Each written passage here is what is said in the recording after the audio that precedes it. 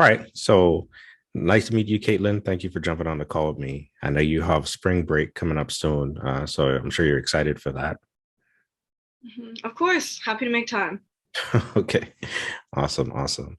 Okay. So, yeah, I wanted to have a discussion because people, we know the times that we're in now, these last few months, years, and people are wanting to know, people want to know how do I get in my next role? How do I break into hardware design engineering and whatnot?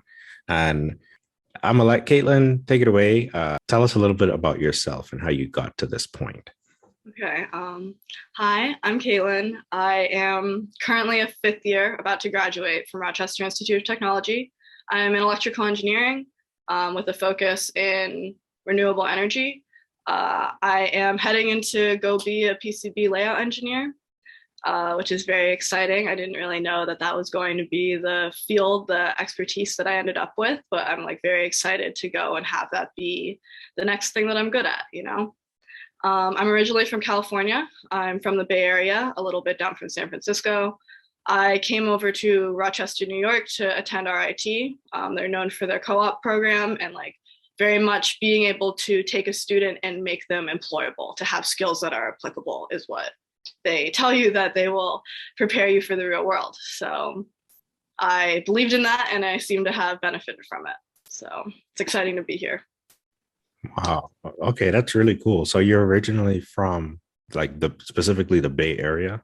Born and raised in Silicon Valley. Oh, wow, that's pretty crazy. Definitely a lot of my family is engineers. So I Mm. guess it was kind of only expected that I would end up down that path. But Okay. so yeah. As to your question about people kind of trying to head into new fields and stuff, despite everything going on and how it is also like kind of harder to get jobs right now since there are less people kind of trying to hire, a lot of people really took the like recent current events to, if they could, retire. So a lot of older engineers in big companies are actually, if they're able to, they turn to consulting work, turn to, people, older engineers wanted to go spend more time with family. There's actually a lot of new openings happening because if anybody wanted to return back to their jobs that they might have taken a break from, the company has changed so much that they would probably have to retrain someone anyway.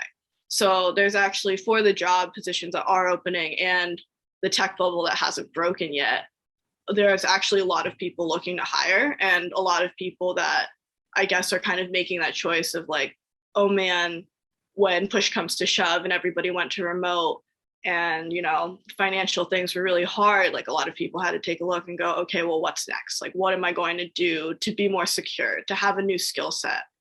um so yeah, even though it's like kind of a weird time to be living in and to be searching for a job, there's definitely a lot of advantages and disadvantages, as there is with anything. um but yeah, for me, coming into electrical engineering, I definitely, I guess, would say if you're thinking about something, like try it on like a scale level. Like find some way to get your toes wet. See if you actually do like it and the work they do, instead of just kind of going all in and being like, or like falling in love with the idea of a career. You kind of have to test things out. Like I definitely had to try, like electrical engineering is huge. There's like a ton of things you can do. It's like eating at a buffet. Like Mm. there's so many different choices and it's pretty hard to like pick through that. So you definitely have to spend a lot of time just like trying things out, trying different projects, see what you like, what you're frustrated, what you're willing to troubleshoot, what you're not willing to troubleshoot. Like all of those are very important things as you're trying to figure out like what you would like to work on and also possibly get paid for. So was that what your experience like? You said you had a couple of co-ops and whatnot.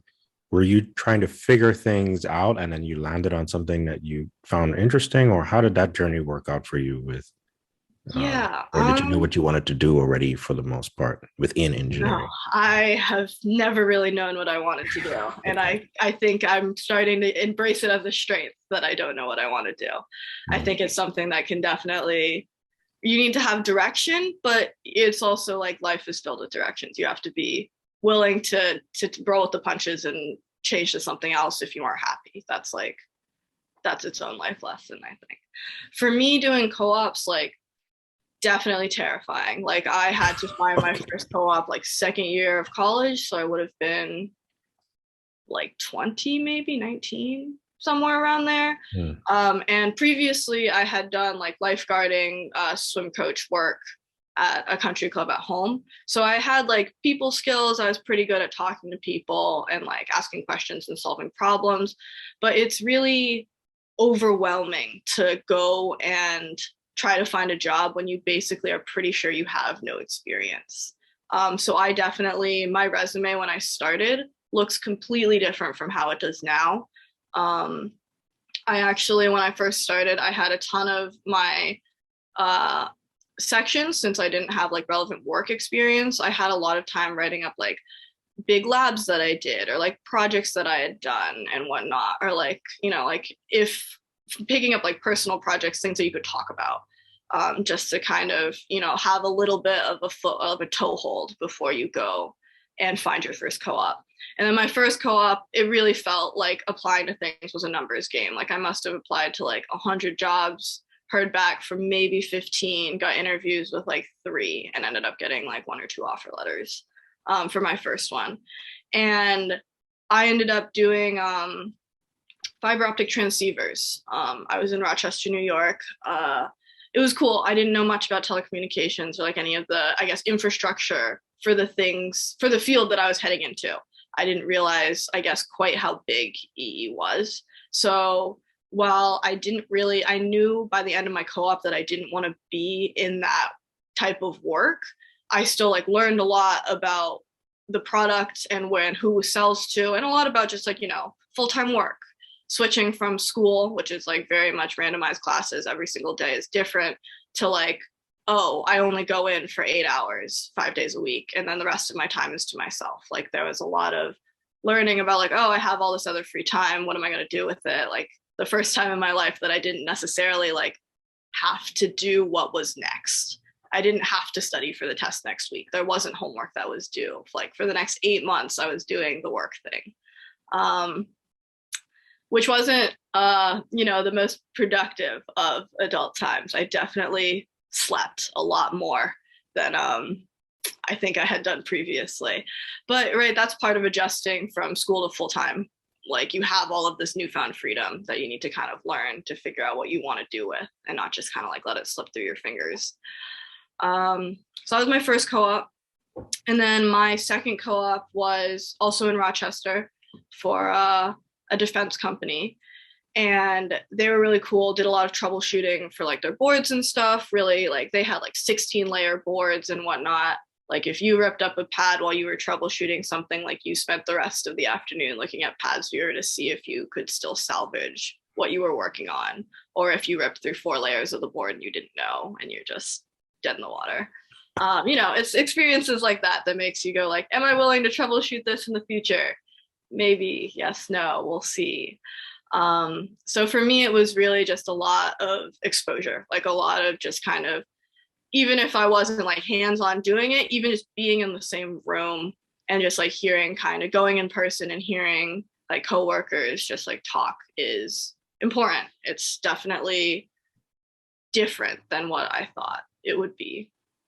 What do you mean by that, if I can ask? Like, when you, I guess, kind of like college is kind of this big area where you're very much like with people that are all your age. I happen to be from a different demographic than RIT, but, you know, like, a lot of the time you kind of end up with people that, like, you know, people that you identify with, people that you feel comfortable with. And college is very easy because we're all the same age and whatnot. We're all kind of taking the same classes and doing the same things on the weekend. When you go to work, like, your best friend might be some 50-year-old engineer, right? And then as you're hanging out with like your manager and stuff, they'll just like talk about methods and algorithms and stuff that you like, when you hear it from them, it like makes sense, but you're like, oh, I didn't even hear about that in school. You just like, you get dropped these things that is just like, they say things as if it's very commonplace knowledge. And like, even if you could have figured that out in your head, hearing someone say it so concisely, I feel like I picked up so many things by just being in the same room with really talented people. Um, I very much believe in the idea that like if you're the smartest person in the room, like you're in the wrong room. Like it's important that you surround yourself with talented people and that you learn and are able to interface like that and make connections. Hmm. Got it. Yeah, that's a good point. Yeah, getting in the industry and whatnot, even now with current work tasks, I'm able to speak to an older engineer who's in his 50s and whatnot, and he explains things in engineering just so concisely and nicely that I still to this day keep getting a lot of information. So to experience that going from college or well still in the college experience and in the work environment that it's definitely different. You say you don't hear that as much or if at all in college.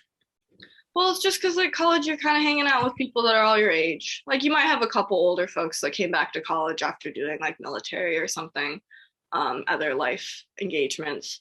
But overall, right, you're very much kind of hanging out with the same people that are your age, which is fun, right? There's a ton of advantages of being in college, but like it's completely different skill sets, I think, to talk in a workplace versus hanging out with your friends. And I think Got both it. are important. So Got it. Would you say that they're so okay? Because my understanding earlier also too is that there might have been a gap in what one might learn in college versus the industry. I mean, obviously, but yeah, of did you see any course. major ones that surprised you? You know. Um, I mean, I think a lot of it, I guess I would find pretty, it's just kind of this learned versus experience knowledge, right? It's this sitting down in a classroom and learning it and like hearing it being told to you versus having a problem and needing to solve it, right? Like if I really kind of felt like doing something, the experience of it, I needed to experience something before I really, I guess, internalize it. My Mm, parents would say that even though they give me so much advice, I have to make the mistake before I go, oh, okay, that's why we don't do it. I definitely very much have to make the mistake first before I listen. mm, Which that's part of learning. That's part of going to work and whatnot. So yeah, I just school making mistakes in school is a little different than making mistakes in work, and learning in school is very different from learning in work. I think there are obviously some overlaps, but it's there's definitely differences between the two. Like for example, you might use a textbook for both learning in school and in work, right? You don't understand something at work, your supervisor hands you a textbook on what you're working on and goes, take a look at this section, see if that helps, right? Or something along the lines, check out this website, check out this guide, do it like this. With like educational stuff, it's like what textbook problem you're trying to solve, right? You have certain parameters, you know what you're given, you know what you're trying to find out. When you're doing something in real life, it is you're searching for different things, I feel like, because you don't necessarily know what your given parameters are or if they're going to change because that's how workplaces are. And you don't always know what the goal is or if you can achieve the goal, right? In a text in a problem that you're given in a problem set, there's a solution key, right? Somebody already solved it way before they even like sent the textbook out for printing. Someone wrote that problem and knew there was an answer. What makes engineering so cool is that we're solving problems that don't have answers yet, which makes the learning process completely different, right? You're suddenly searching for completely niche knowledge. You might be looking for a command line command that nobody has used in 15 years in the office, right? That's not an assignment that you get in a classroom. that's a great point. Wow. Yeah. Yeah. Or like I spent maybe 3 weeks at work trying to fix an IT problem. And having to deal with that, I think I learned a lot about how I feel about that and handling that and kind of, just understanding, oh, sometimes work is like this. Sometimes I do need to wait 3 weeks for some IT person to give me a signature to get a program that I need to do my job. At least with work, you're paid for your time. There are far more annoying things in life that you are not paid for. So you Got pick it. your battles. Gotcha. Okay. Yeah, I was curious about that with the contrast between the college and the work experience. And so now, speaking on that now, or coming, bringing it full circle, how did you manage to get these? I mean, you said you applied and everything, and eventually got your interviews and whatnot. How did you manage to get in that process your resume and all that stuff? Are you able to talk about what you did to make your resume stand out, get attention, or Yeah, so my resume has definitely been under fire a lot, been through a lot of resume reviews. I'm very blessed and thankful to have a lot of people that are willing to give me feedback on things like that.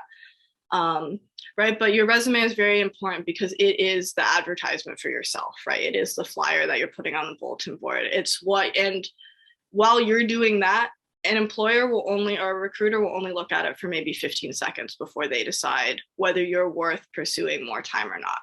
Right. So suddenly, like, you are trying to do not really an elevator pitch because it's not a couple minutes. You have a 15-second window for something on your resume to grab a recruiter's eye.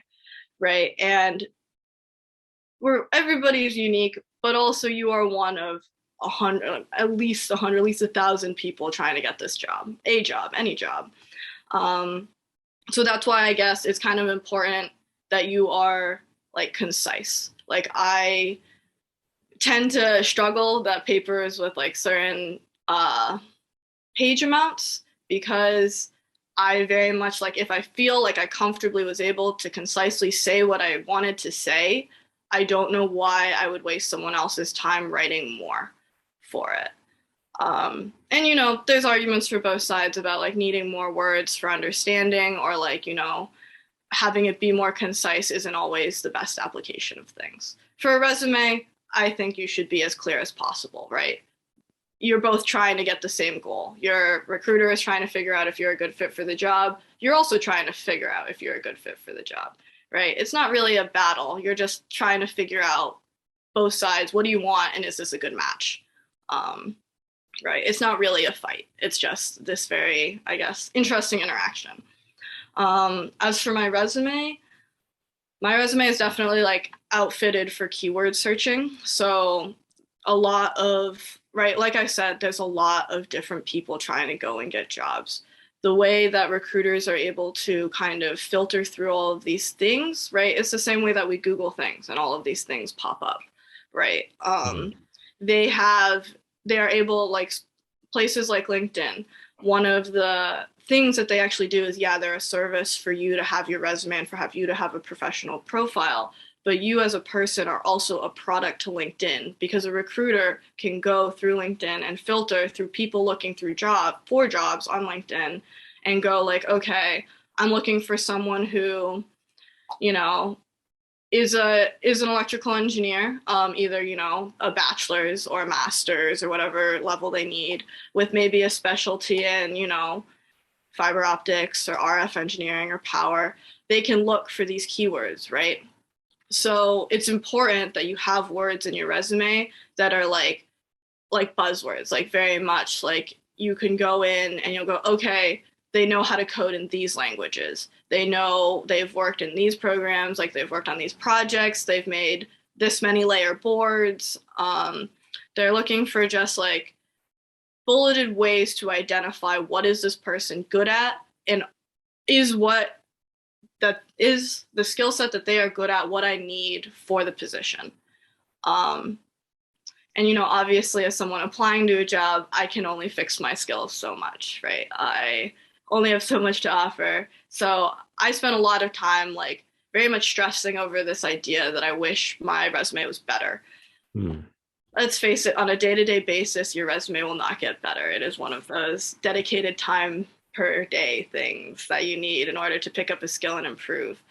Um, so it really is one of those things that you just have to like bite the bullet, populate it. You will only be as good of a candidate, you know, It's really nice. It's about being personable for sure. Like I think people really underestimate this idea that like you need to be the best qualified. Really, a lot of people are looking for people that, they won't dread to email. Like you'll walk into the office and you are really saying good morning and you do kind of want to hear about their weekend, Hmm. right? You kind of want a person that you're willing to work with to find the answer more than you want someone that's hard to work with and like is, kind of brutal to talk to, like makes doesn't like you don't like working with them, right? Like you could be the smartest person in the world and like a lot of very smart people are hard to work with, Hmm. but man, I don't know why you do that,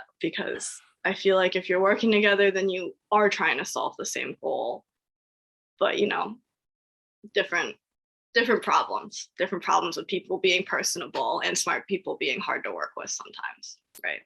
Two types. So Yeah, that's the thing. It's like, yeah, those are good points. So there are people who, like, I know at work, on one of my previous jobs, guys really, he doesn't talk that much, but when he does talk, he's very, very smart. But it's also impossible to have a like casual conversation with him. I mean, not impossible. It's like I wonder if you have to. I wonder if one has to put enough time in there to get to that point. But it's like he didn't really talk to anybody, which some is fine. people are also just like different social levels, I think. And Hmm. that's all right. It's the being difficult to work with. I don't Hmm. mind quiet people. They're plenty I love quiet people. But like it's the rude, I think. It's Oh. I really don't really like people that are rude. And I'm really big on like I don't like disrespect. If I feel like someone isn't respecting my time or like asked for my opinion and then didn't really or like asked for my opinion and knowledge and then didn't really, it didn't feel like they wanted to actually listen to my answer. They were just kind of asking to say that they asked. Hmm. Um, those kinds of interactions I very much avoid. And especially if I feel that way when I interview, especially with someone that I would be working under or working with, um, you're interviewing the company as much as they're interviewing you. It's 40 hours or more a week of your time to be working with these people. Um, it's in everybody's best interest that you at least feel comfortable working and sharing knowledge with them. And sometimes when you meet rude people, that's just not an agreement that you can come to. I like that you mentioned that the interviewing the company just as much, and also that point about okay, it's making me think about my experiences. All right, uh, you're spending 40 hours of your time per week, and and can you tell me a bit more, or tell me a bit more about that? Like, it's just so strange. I never really hear that except for people who are advocates for employees on job seekers on LinkedIn, where they do this empowerment thing, these empowerment posts, which is great. Mm-hmm. But when I talk to actual people, you're like the first person who was in that job seeker like experience who has said that to me. I don't know. Maybe I'm not talking to enough Like which people. part? Or The okay. the thing where you're talking about where you're saying um just the perspective of your experience being important, and that perspective of you're interviewing the company as much as they're interviewing you. I've heard that before, of course, yes, but it's just oh, it's in everybody's best interest that you like and enjoy Yeah. working with the people you're working Well, with. I mean, if you enjoy what you work on, and trust me, I'm a big like work is work person. Like I'm not really a do something you love and you'll never work a day in your life. Work is still work. But one of the great things and why I really like engineering is you're paid to learn. And then when you're paid a lot to learn. And then you take the learning that they paid you to do and then you get paid more for it to continue learning, which is kind of, conceptually a little bit like broken in a good way. Um, And, you know, if you're not taking the advantage of kind of, right, focusing on your skills and your set of things, then like, and you're finding that you can't focus on yourself or your set of things because of a person that you knew you weren't going to like in the interview, I think you'll save yourself a lot of heartache if you sit down and go, okay, what am I willing to deal with? What am I not willing to deal with? And that doesn't mean that you're not going to get awful coworkers. Or that doesn't mean you're going to not get fooled during the interview, think everyone's great, and then show up and find out that the company culture isn't what you want, right? But Hmm. there's little to nothing you can do on your end to fix that, right? All you can do is be prepared for when that disaster happens to do something about it, right? Like you should be shooting for success, but you should always be ready to kind of mitigate failure, right? Hmm.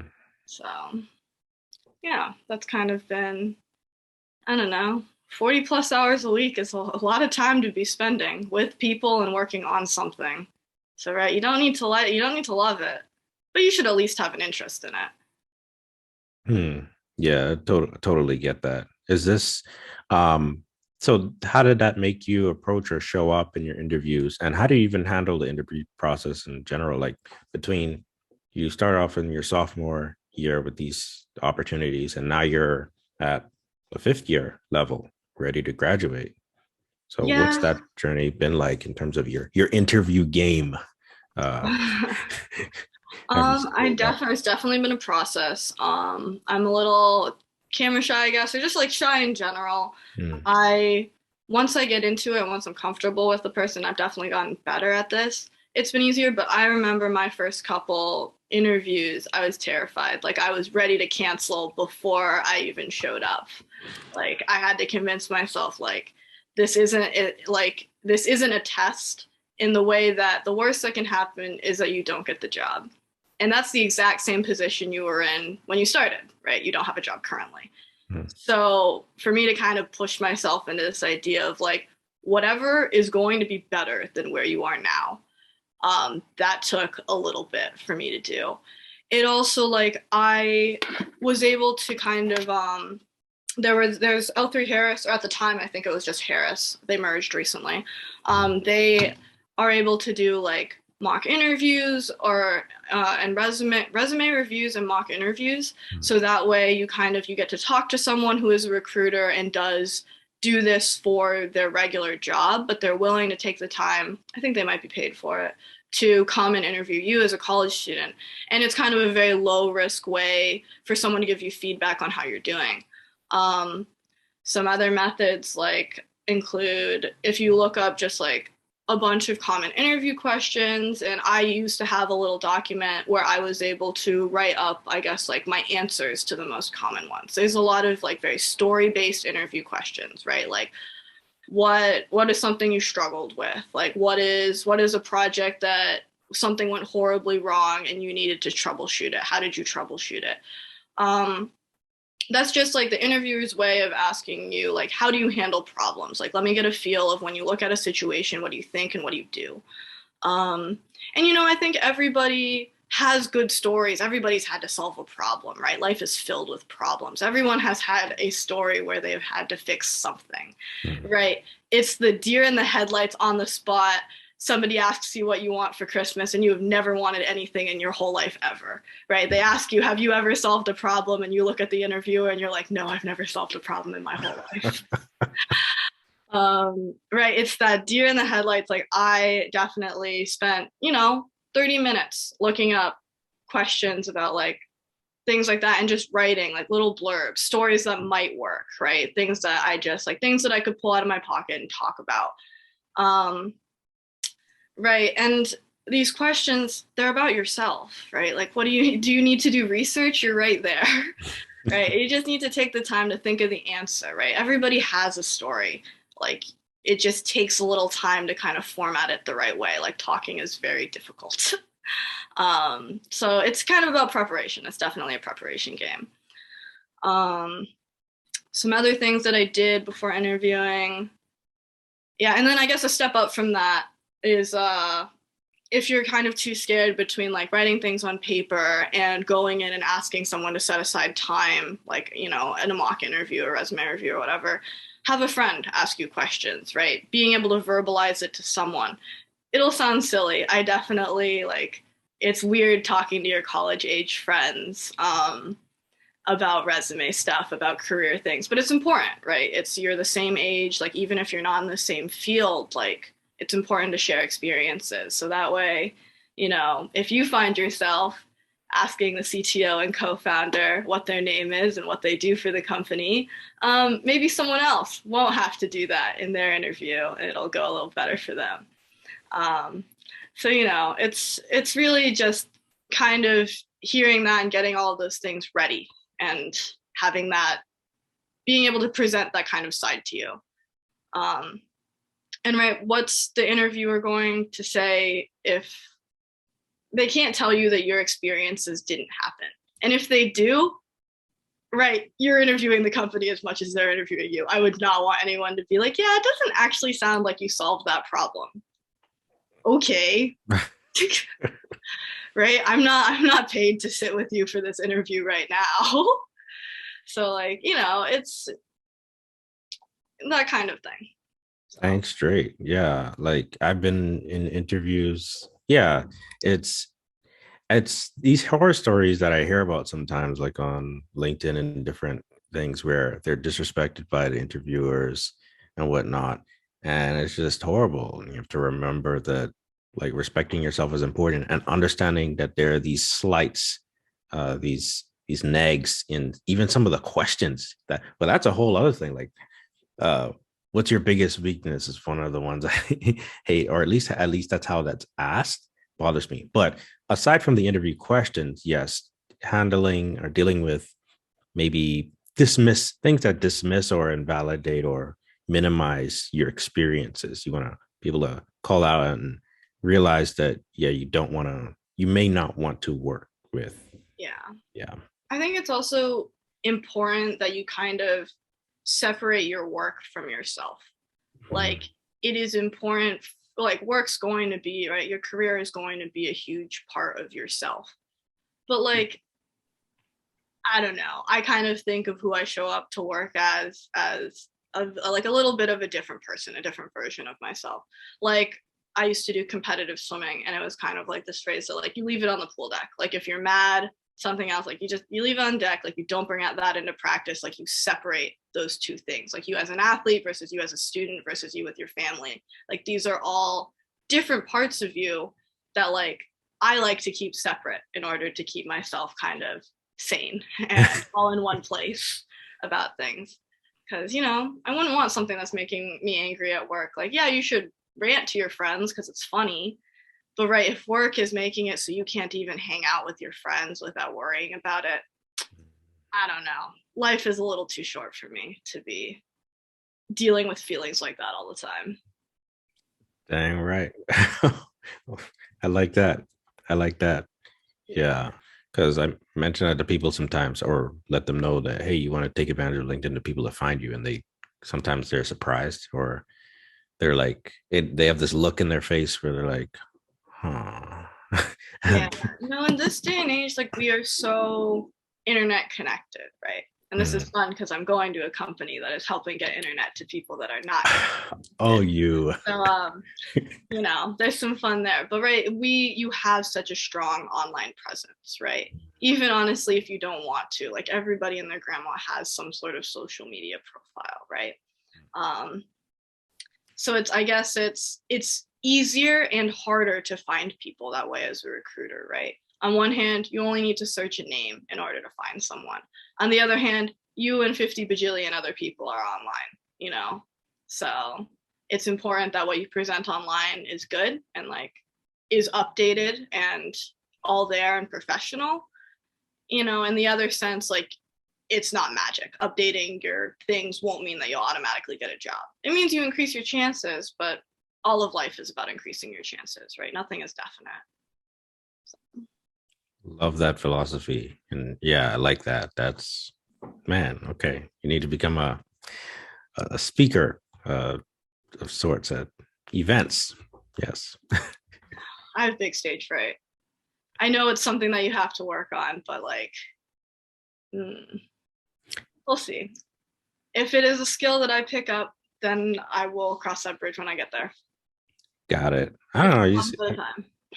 I mean, it definitely is a skill, but you already have you're already ahead for sure. Like when you get into your groove and everything, that I hope. I yeah. hope. I mean, it's all just skill building, right? Nobody likes interviewing, and certainly nobody likes trying to sell themselves to someone. I think people that I guess at least enjoy selling themselves, good for you. All the power to you. But that's not me. That's not what I carry around, who I am. That's fine, right? It's just about having that skill when you do need it.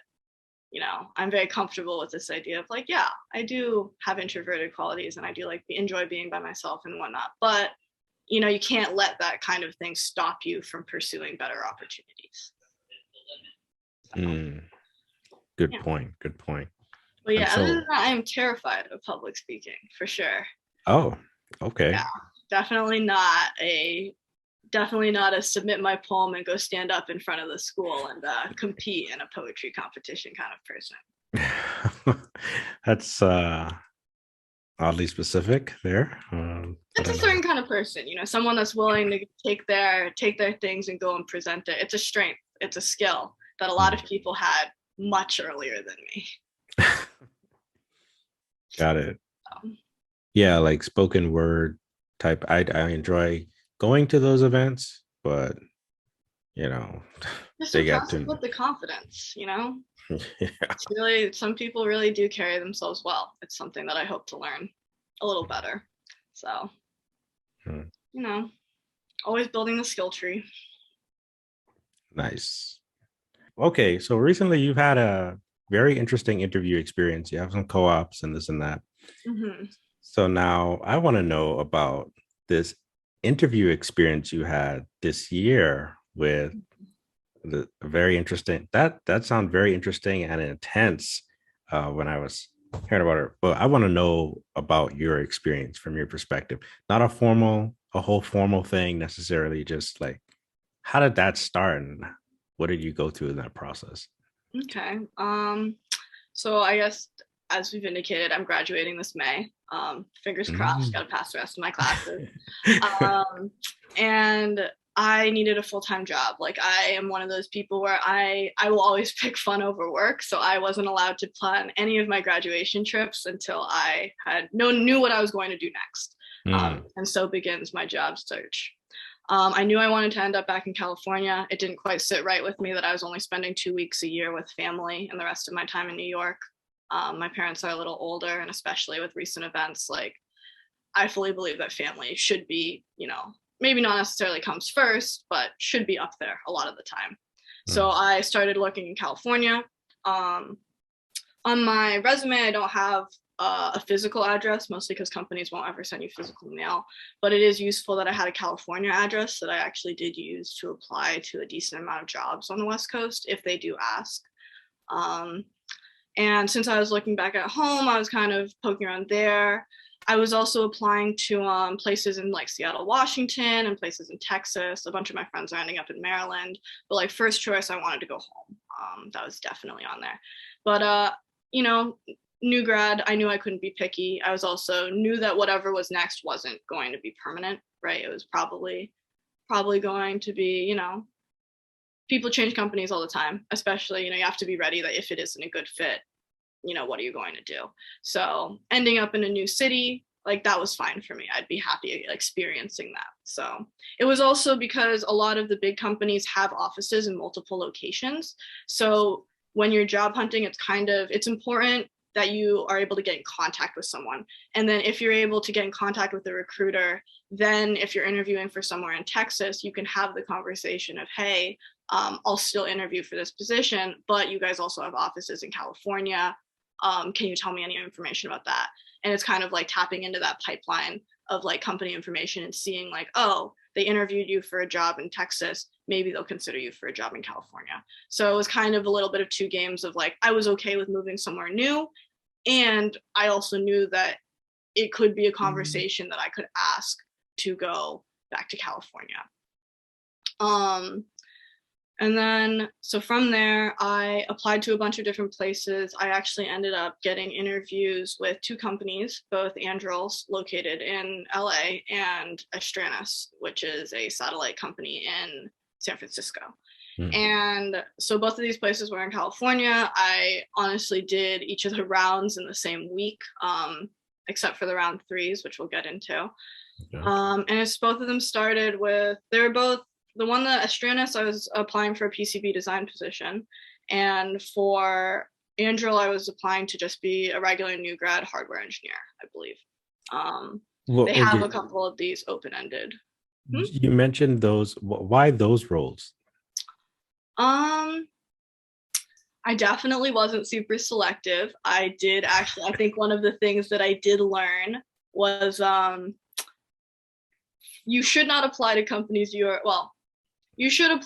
should think about the companies you are applying to, because on one hand, you need all of the interview experience that you get. On the other hand, I found myself preparing for a 3-hour interview for a company I was not excited to work at.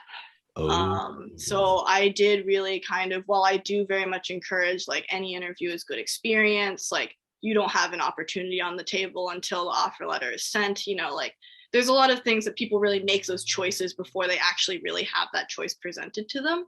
So like, I'm very much like, you need to at least do the interview. Like nobody's promising you a job yet. Like you should still do it. But like, I found that I was getting ready for this interview that like, I wasn't super excited about the company or the location. Like I was excited because it was in Southern California, but like, while I'd have family there, it's not actually close to where I'm from. And right, 3 hours isn't anything to cough at either, right? That's still a decent amount of time out of your day. And I still went and did it, right? I wasn't going to just be like, oh, wow, I don't want to get ready for it. I guess I just won't.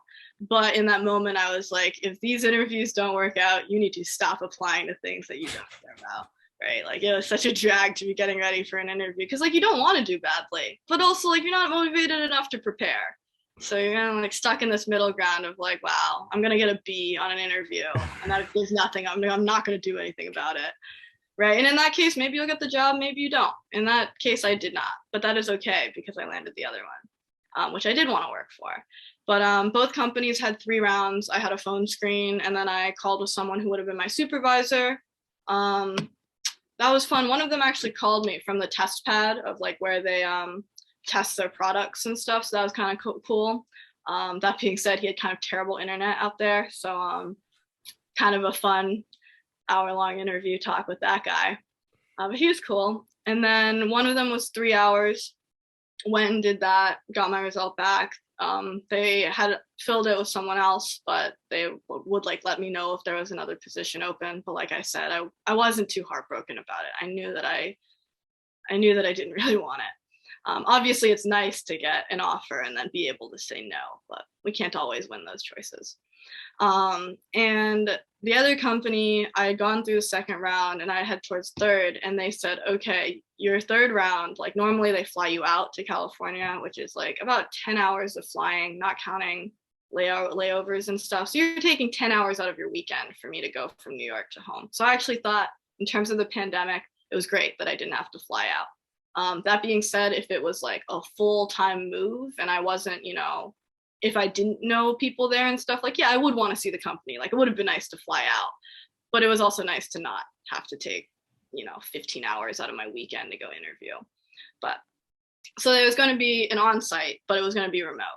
And they knew it was going to be 6 hours, and they sent me an Altium project to do. I was like, I really wanted it. It sounded cool. I was super overwhelmed. I looked at this project and I was like, I haven't touched Altium in a bit. There's some things that I understand in here, but like, even if I knew that I needed to go do, like length trace matching, like I didn't know what part of Altium to do that, or, what kind of traces and what that they wanted for their board based off of their design notes. Like they truly sent me a project that you would get handed those files and you might be expected to make a board and ship it out again, right? That was the intent. I must have dumped like 30 hours into that project, and like that's why I'm on this call now. Like Professor Mackey was super great about being able to guide me through and giving me videos of things that like it was important to get those concepts down before you even laid parts. Like so much of this project was really figuring out like, wow, all of this information that comes with experience, you really want to know before you start laying stuff down, lest you end up scratching your head looking at all of these parts and going, wow, none of these fit. And also all of my digital and analog traces are all over each other. This is not like going to go well. So even though super overwhelmed, right? What can you do? Not go to the interview, not step up to a dream opportunity, right? You have to at least try. So that was my promise to myself, was like, all right, you at least need to try. You're going to learn something, right? Like it doesn't feel good to step up and be horrible at something, but it's the only way you learn, right? If it's worth being good at, then it's worth being bad at. So I definitely like spent a lot of time watching videos, and probably 15 hours of the 30 watching videos and 15 trying to get it done in Altium. So it was a lot of things like that. And by the time I was done with it, like definitely it was not manufacturable, but like I was able to defend what I had done and what I wanted to do, like if I was given another 30 or more hours on it. Right, I was able to at least defend and explain that like this was very much like a learning thing for me on top of the regular schoolwork that I was doing. So that is also the rough part about interviewing. It's honestly it's like the least important thing to do at any given week if you are in school, right? You always have labs due, you always have homeworks due. Honestly, the interviewing thing is not ever going to be the most important part of your week, right? So that's also its own challenge to do. And then aside from that project, they had me do a 40-minute presentation on a project that I had worked on and was proud of. And hopefully the underlying tone was it also needs to be relevant. So had to be right. So I had talked about this board that I had made for a club that I was in at RIT. Their RIT's electric vehicle team. We build electric motorcycles. My second year, I had respun a board to be 3x3 one-sided, like component parts, to 2x2 or to 2 inches by 2 inches, double-sided, and kind of, I guess, paint the interviewers or the panel that I was talking to this story of like how I got first introduced to PCB design, like how I got my like feet wet, and then eventually just like kind of got my whole head dunked in for this project. This was actually a good story for it because, we started with these files. We went all the way up to producing 2 boards, testing them, finding out that we didn't have enough ground stitching, and then having to actually go and redesign the board and ship it and like get it sent to us and populate it and test it. So it was kind of this story that I was able to write from start to finish, like, oh, this was my first time, and tell them about how I got roasted during my first design review and whatnot, and kind of like show them what I had learned and how I took that. And because of that, it really like branched into my other interests, right? I wanted to take this class. I wanted to get IPC certified at my job. They offered that I could take a week where I was paid to learn to go and get certified. And I said, great, let's do it. So, it was one of those things where, second year me would have never known that this is what I would be doing. This is what I'd be talking about 3 years, right? So had to do that. They seemed to like it. It's good. Not really much I could do if not. And then after that, they did a design review of the project, and I kind of got to like say what I was thinking, what I was trying to do, the board layer stack up that I would have done. They had a lot of points that they kind of wanted to talk about, like they had a VGA that they wanted to kind of see how I handled that and if I knew about like different types of vias and whatnot. They had a high speed buck converter on there that you had to discuss, talk about, say that at least that you noticed that it was and what you would do to kind of help with that. Especially since they work on satellites, they're like very, they want to make sure that you at least know about, understand EMI interference and what you can do about that. Very thankful Professor Mackey was able to give me a bunch of videos that kind of explained board stack up and really I guess like expedite the process of me understanding like, okay, that makes sense. Like I'm sure once I get to the job, I'm going to have to learn the like true numbers and theory of it. But I was able to explain it enough to demonstrate basic understanding and the fact that I had learned all of this in like a week. So I Wow. enjoyed that. And then after that, I went to, oh dear, it was like 6 individual interviews with various people. A Ooh. fair amount of them were on the panel for the presentation and then the design review. So a Mm. couple of them were revisitors. I talked to the other PCB designer that'll be there full time. Very smart dude, definitely has designed a lot of boards. I got to talk to my supervisor or my manager. He's like the head of the team that I'll be on. He is not a PCB designer, but I will be getting all of my kind of responsibilities heard through him. And that was kind of cool because he was also my second round interviewer. So he was able to kind of check in with me and be like, hey, like, do you think this company is a good fit? Like, how do you feel about this interview process? So that was cool. After him, I talked to, I think, a thermal person. He was cool because, right, there's no air in space. So there's a lot of different thermal considerations for it. So he was fun to talk to. He was actually originally a chemical engineer, chemical turned thermal. So he had a lot of interesting stories and a couple good anecdotes that I liked hearing about. This was also kind of cool because like it gave not only an opportunity for them to ask me questions, but I was able to ask them. So like I think my favorite interview question is, well, I've got 2, I think right now. My favorite one to ask them is I like asking what's the coolest thing you've worked on for your company in the last year. And then you can obviously ask what they do in their personal project, but I really like asking like, what have you done for this company that you find like cool, that you find exciting, that you're proud of? It lets you know what they're working on. And obviously if you're talking to defense companies and stuff, like they'll have to like pare down what they say, or like they might pick it like a more applicable project, right? They won't pick their coolest project because they're not allowed to tell you about their coolest. But you know, you get to hear kind of what they work on, what their interests in. I got to listen to some guy talk about battery packs for 20 minutes. So you really kind of get an insight about like what makes them excited, like what are they working on. So that's always cool. I also like asking, like I'm in a very unique position of I'm at the stage of a career where I'm allowed to admit that I don't know anything, right? That is part of being in college and part of being, you know, new in a career. Like no one's going to take offense if you don't know something. Whereas, you know, if you're like 50 and you're like the director of engineering and you can't tell me Ohm's law, like there's a problem there somewhere that you need to think about.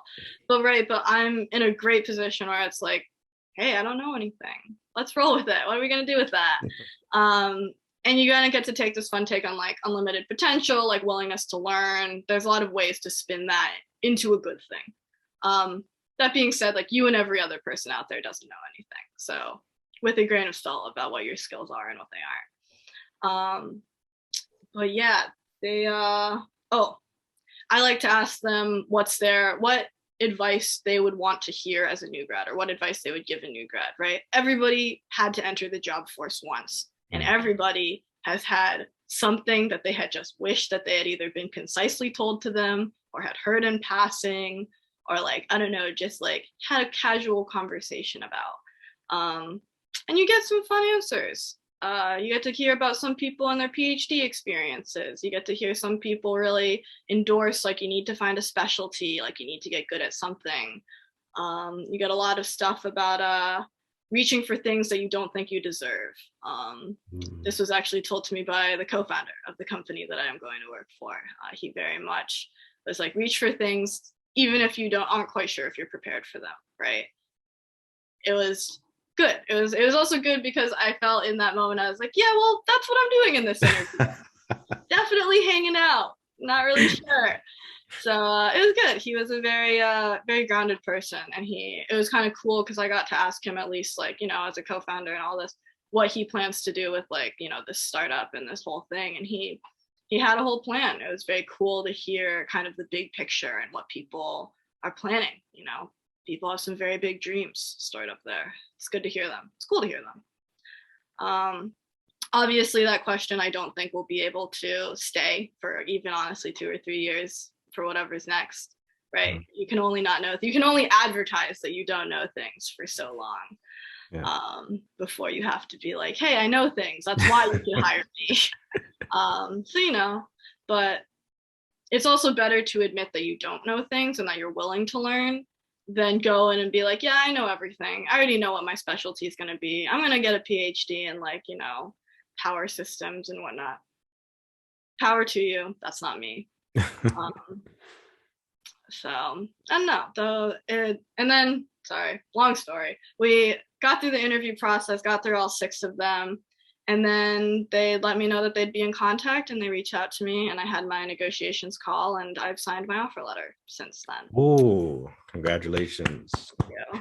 I'm pretty excited. I'll be starting in July. And I'm even more excited because this means I'm allowed to go and have fun. So got some post-graduation trips planned and I'm looking forward to. I'm very much a work hard, play hard person. Mm, I like nice things and I also like working on cool things. So it goes hand in hand. totally. Yeah, I'm the exact same way. I like nice things, and I I do the most when it comes to trying to get something done and getting it done well. It's like, Now, if someone can convince me that the end result is worth going to, I do not mind the work it takes to get there. If mhm, someone can get me on board with the idea of like that is the right solution, okay, then let's do it. Whatever amount of work it takes. That's like, it's when you get the projects that you're like, I don't know about all. Then the motivation's hard. Then it's rough. And that's why it was so important for me to see a bunch of different fields, and why I definitely started working a lot harder in school once I came back from co-op. Like once you go to a real job and you're like, oh, people are paid for this. Okay, all right. I guess I'll show up to lecture this week. So, but yeah, it's things like that.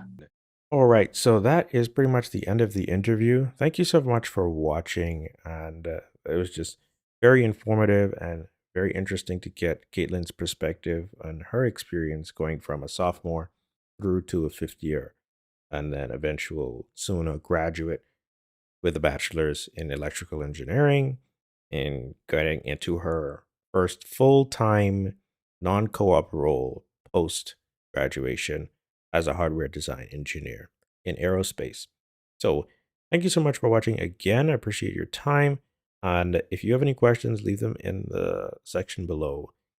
And also stay tuned for the next video, the next part of the interview with Kaitlyn, where she drops a lot of gems in just life in general and whatnot.